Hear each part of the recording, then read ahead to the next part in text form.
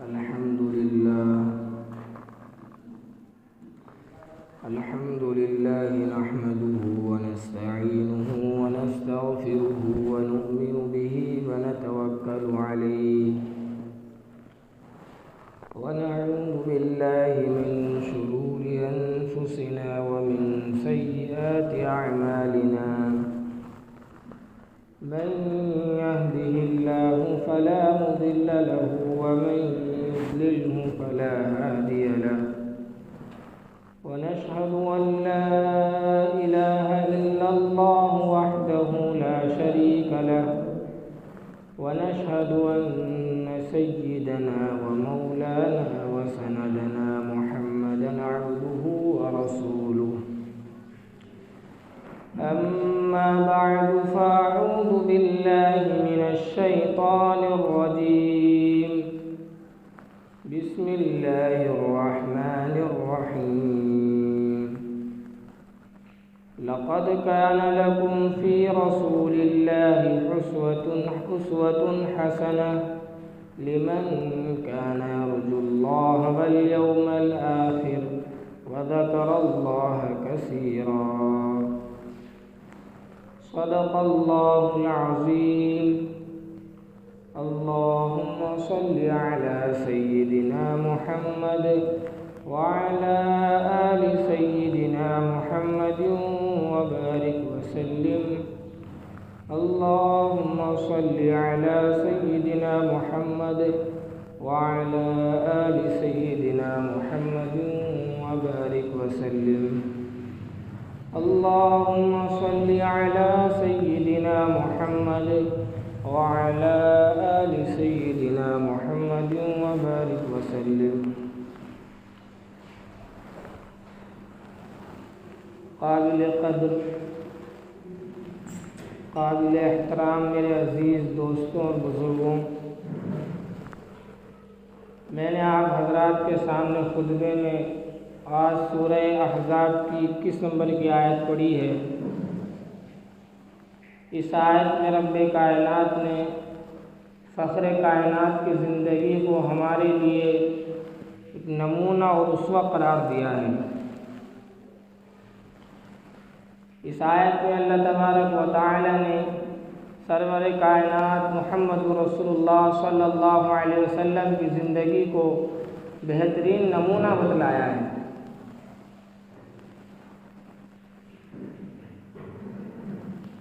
دو باتیں سمجھنے کی ہیں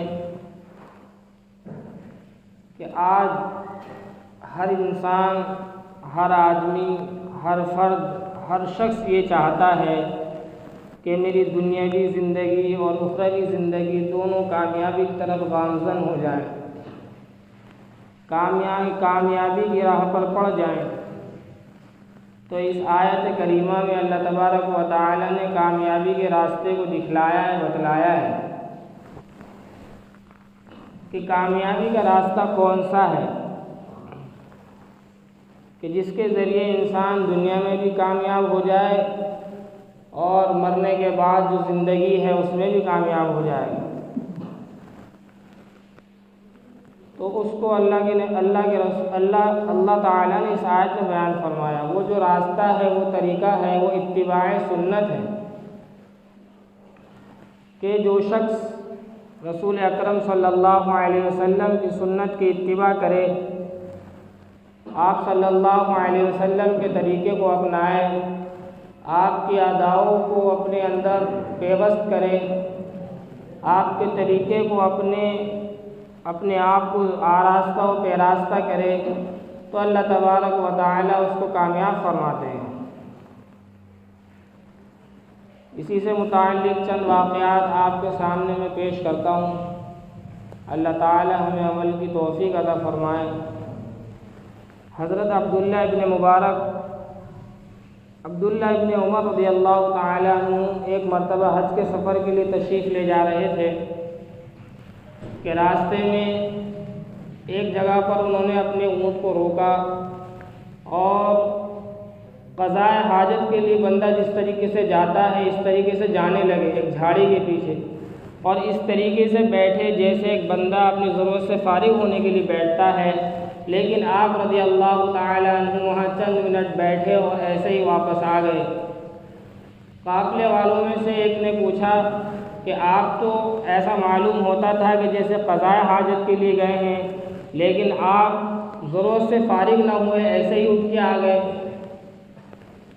تو حضرت عبداللہ ابن عمر رضی اللہ تعالیٰ عنہ نے فرمایا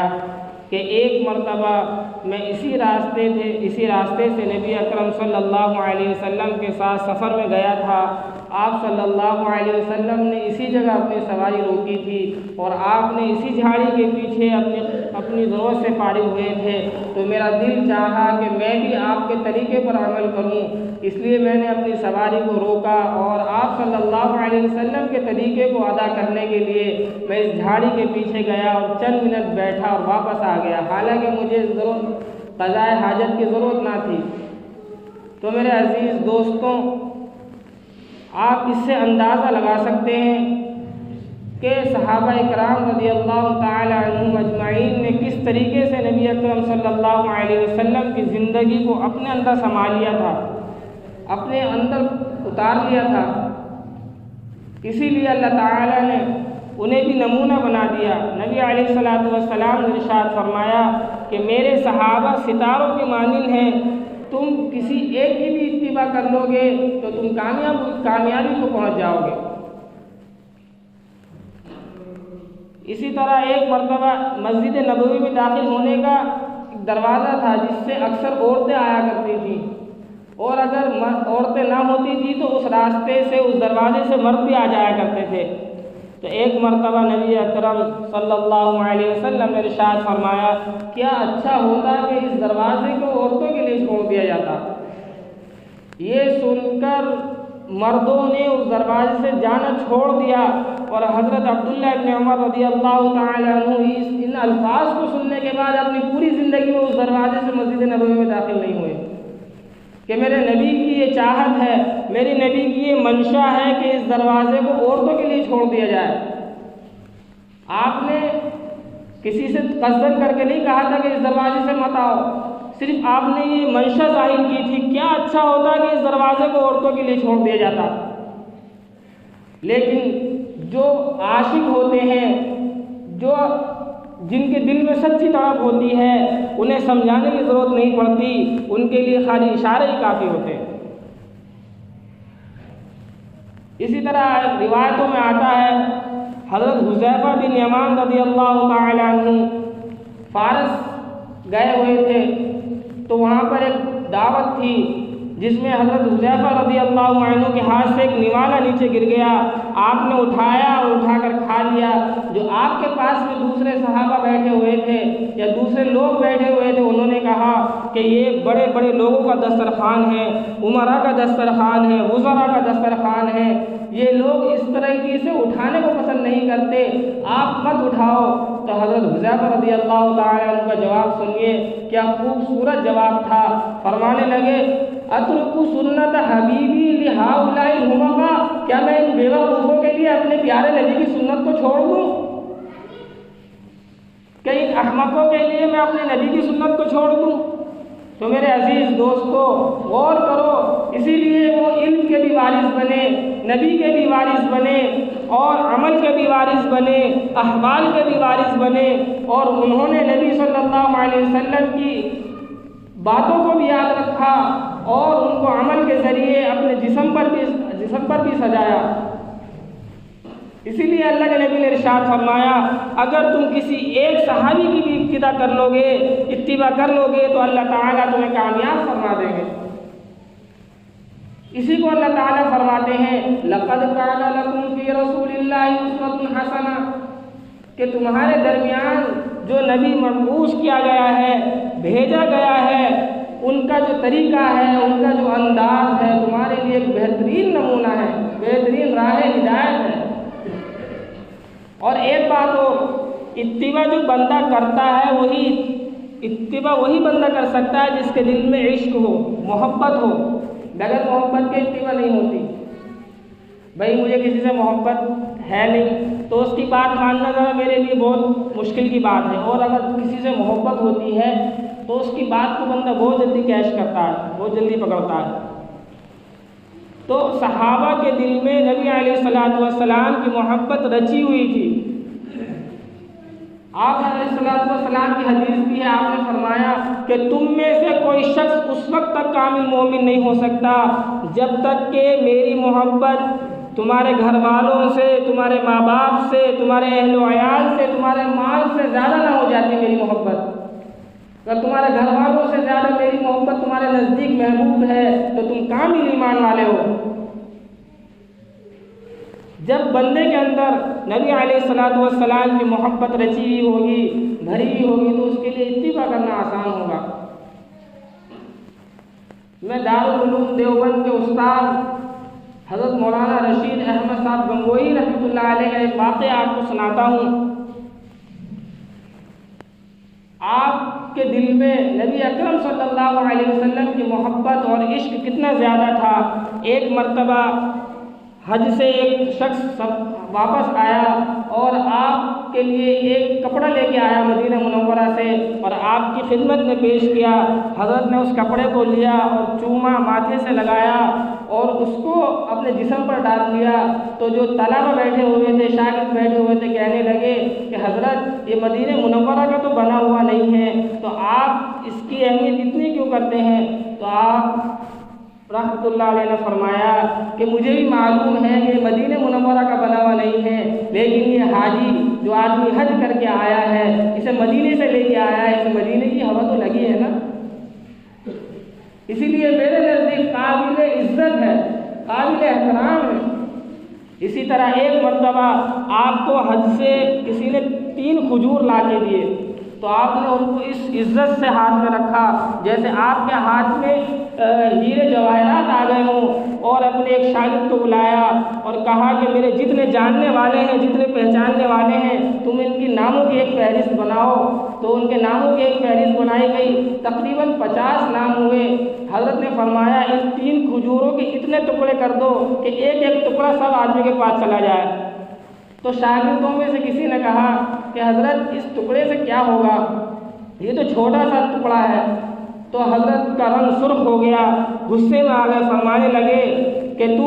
میرے نبی کی مدینہ شہر میں میرے نبی کے شہر کی کھجور کو چھوٹا بتلاتا ہے، یہ میرے نزدیک بہت زیادہ اہمیت رکھنے والا ہے۔ حضرت نے اس شاگرد سے بات کرنی چھوڑ دی کہ میرے نبی کے شہر کی کھجور کو تو چھوٹا بتلاتا ہے۔ تو بتلانا یہ مقصود ہے کہ ان کے دل میں نبی کی کتنی محبت ہوگی۔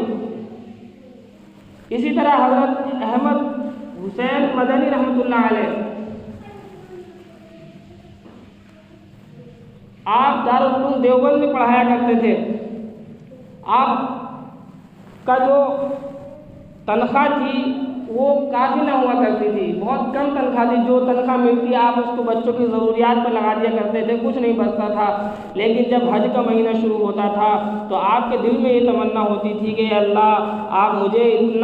اتنی وسعت عطا فرما دیجئے جس کے ذریعے میں آپ کے نبی کے شہر کی زیارت کر کے آ جاؤں۔ آپ بڑے بے چین اور بڑے تڑپتے تھے، اور کبھی دسترخوان پہ آپ کو یاد آ جایا کرتی تھی، آپ حج کرنے جو جاتے تھے انہیں عشاق کیا کہا کرتے تھے، عشاق۔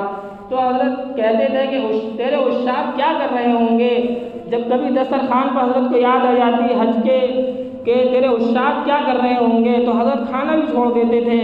ایک مرتبہ حضرت سو رہے تھے، آپ کی آنکھ کھل گئی، بے چینی کی وجہ سے نیند نہ آئی، تو آپ نے آسمان کی طرف دیکھ کے اللہ تعالیٰ سے یہ دعا کی، اے اللہ تیرے عاشق نہ جانے کیا کر رہے ہوں گے، کاش کہ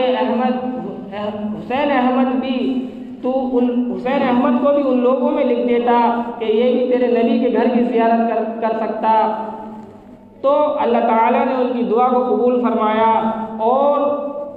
اللہ تعالیٰ نے 18 سال مدینہ منورہ میں ان کو کتاب حدیث کی کتاب پڑھانے کا شرف نصیب فرمایا۔ آپ صلی اللہ علیہ وسلم کے روزے کے برابر میں یہ حدیث کی کتابیں پڑھایا کرتے تھے، اور جیسے حدیث کی کتاب پڑھائی جاتی ہے تو ہم کہتے ہیں قال رسول اللہ صلی اللہ علیہ وسلم نے فرمایا۔ آپ اتنا ادب کرتے تھے، قبر کی طرف اشارہ کر کے فرمایا کرتے تھے قال ھذا رسول اللہ صلی اللہ علیہ وسلم، رسول اللہ صلی اللہ علیہ وسلم نے یہ فرمایا۔ آپ اتنے ادب کے ساتھ پڑھاتے تھے، اور اتنے ادب کے ساتھ بیٹھتے تھے کہ جیسے ایک طالب علم بیٹھتا ہے اپنے استاذ کے سامنے، اللہ تعالیٰ نے انہیں کیا عشق اور کیا ادب نصیب فرمایا تھا، اللہ تعالیٰ کچھ حصہ اس میں سے ہمیں بھی عطا فرما دے۔ اسی کو کسی شاعر نے کیا خوب انداز میں کہا ہے، حسن جس پر نازا ہے وہ حسن رسول ہے، کہ کہکشاں تو آپ کے قدموں کی دھول ہے، سر کے بل چلو یہاں طیبہ کے راستے کا کانٹا بھی پھول ہے۔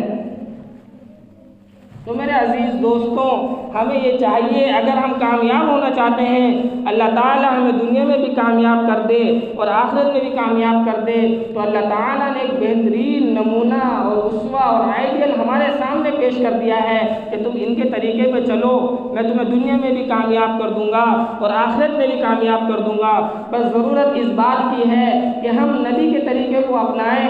آپ کی محبت کو اپنے دل میں بٹھائیں، بسائیں، پھر دیکھیں انشاءاللہ ہماری زندگی کیسے دن بدن بدلتی ہے۔ آج جو ہم ذلت و خواری کی زندگی گزار رہے ہیں، اس کی وجہ بھی یہی ہے کہ ہم نے نبی کے طریقے کو چھوڑ دیا ہے، پس پش ڈال دیا ہے، نبی پہ لوگ انگلیاں اٹھاتے ہیں، ہمارے اوپر اثر نہیں پڑتا، زبان سے چند الفاظ بول دیتے ہیں، لیکن جو سچے عاشق ہوتے ہیں ان کے دل جل جاتے ہیں کہ میرے نبی کو کس نے کیا کہہ دیا، لیکن ہمیں کوئی فرق ہی نہیں پڑتا، ہم تو صرف نام کے دعوے دار ہیں، ہمارے نبی، ہمارے رسول، لیکن اصل میں محبت انہی لوگوں کو ہوتی ہے کہ جو سچی طریقے سے ان کی اتباع کرتے ہیں۔ اس لیے ضرورت اس بات کی ہے کہ ہم اپنے نبی کے طریقے کو اپنائیں اور اپنی زندگی میں بسائیں۔ ایک مرتبہ ہمارے بڑے حضرت مولانا پیر ذوالفقار صاحب احمد نقشبندی دامت برکاتہم العالیہ فرماتے ہیں کہ ایک مرتبہ مجھے میٹنگ میں بلایا گیا جس میں 3 امریکن ڈائریکٹر اور جنرل وغیرہ بھی تھے، تو ہم ایک ٹیبل پر کھانا کھا رہے تھے، تو گوری چٹی چمڑی والے یعنی انگریز وہ بھی ہاتھ سے کھانا کھا رہے تھے۔ حضرت فرمانے لگے کہ مجھے بڑا تعجب ہوا کہ ان کے پاس چھری کانٹے بھی رکھے ہیں جس سے کھانا کھایا جاتا ہے، یہ لوگ وہ چھوڑ کر ہاتھ سے کھانا کھا رہے ہیں۔ تو حضرت نے ان سے سوال کیا وائی دس ڈیڈ یو، یہ کیا ہے؟ تو حضرت نے تو کہنے لگے کہ نئی تحقیق ہے، نئی ریسرچ ہے کہ جو بندہ ہاتھ سے کھانا کھاتا ہے تو اس کے مسام جو پلازما ہوتا ہے وہ خارج ہوتا ہے، جب انسان کے منہ میں جاتا ہے تو وہ ہاضم کرتا ہے، اس لیے ہم نے چمچوں سے اور چھری کانٹوں سے کھانا چھوڑ دیا، اس لیے ہم ہاتھ سے کھانا پسند کرتے ہیں۔ تو میرے عزیز دوستوں اور آنکھوں میں کچھ کر گزرنے کا عزم رکھنے والے میرے غیور نوجوان بھائیوں، دیکھیے ہمارے نبی نے 1400 سال پہلے بتا دیا طریقہ، اس طریقے پہ تم عمل کرو تو تم کامیاب ہو جاؤ گے۔ یہ آج کی نئی سائنس ریسرچ کرتی ہے اور آپ صلی اللہ علیہ وسلم کے کسی طریقے کو فالو کر کے بتلاتی ہے کہ اس میں یہ فائدہ ہے، اس میں یہ فائدہ ہے۔ ہمارے نبی نے 1400 سال پہلے بتلا دیا کہ تم ان پر عمل کرو، اللہ تعالیٰ تمہیں کامیاب فرمائے گا۔ تو ضرورت اس بات کی ہے کہ ہم آج سے عزم کریں، عہد کریں کہ ہم نبی کے طریقے کو اپنائیں گے، آپ کے طریقے پر چلیں گے۔ آپ چل کر تو دیکھیں، اللہ تعالیٰ ضرور کامیاب فرمائیں گے۔ اللہ تعالیٰ مجھے بھی عمل کرنے کی توفیق عطا فرمائے اور آپ کو بھی عمل کرنے کی توفیق عطا فرمائے۔ وآخر دعوانا الحمد للہ رب العالمین۔